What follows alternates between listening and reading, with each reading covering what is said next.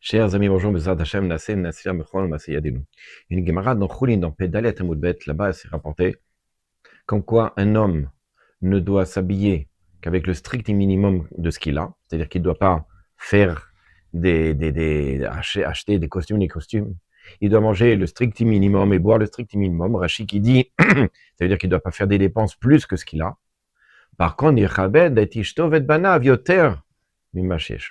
par contre, il devra honorer sa femme et ses enfants avec plus que ce qu'il a. Le Rav Shmulevitch, il pose la question, il dit, qu'est-ce qui se passe là? Je comprends pas. Est-ce que c'est une façon de dire qu'on on doit vivre simplement, ou alors il y a un problème par rapport à la femme. En fait, il explique, il dit que la femme et les enfants, comme ils exigent, ils demandent, on doit leur donner. Et comme ils supposent qu'il n'y a que le mari, que le papa qui est capable de donner, ils ont confiance en lui, alors ça donne de la force au papa, ça lui donne la force d'avoir l'Emunah el Bitachon vers Akadosh Baruch Hu, de prier, de demander à Akadosh Baruch Hu, donne-moi, s'il te plaît, tout ce que j'ai besoin pour la mitzvah, pour donner à ma femme, à mes enfants. On compte l'histoire de Rabbi Chaim de Brisk, qui avait une yeshiva, qui avait un kollel, avec plein d'élèves, plein de personnes, plein de gens qui étudiaient, et il donnait chaque fois, évidemment, de l'argent pour l'année, pour qu'ils puissent continuer à étudier. Et voilà que un mois, le mois où il devait justement donner l'argent pour ses élèves, il n'avait rien. Il savait pas quoi faire.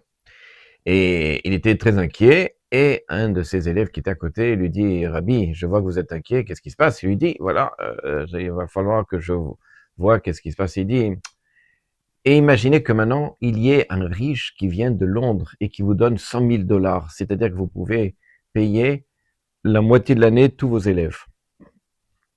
Alors il dit le Rav, non, mais moi je ne prendrai pas. Il dit, mais pourquoi? Au contraire, qu'est-ce que ça veut dire vous ne prendrez pas?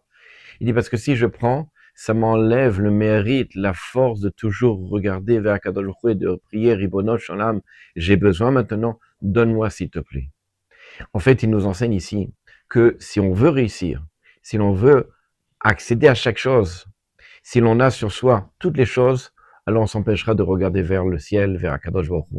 Mais lorsque l'on n'a pas, lorsqu'il nous manque, c'est à ce moment-là justement qu'on va demander à Akadosh Baruch Hu. Akadosh Baruch Hu nous met dans des positions parfois où c'est difficile, on n'a pas, parce qu'il le veut entendre, à Kol Arev, la voix douce du Ham Israël, il veut entendre la voix de la tfila du Ham Israël et le bitachon et la imuna dans le Ham Israël envers Akadosh Baruch Hu. À bientôt.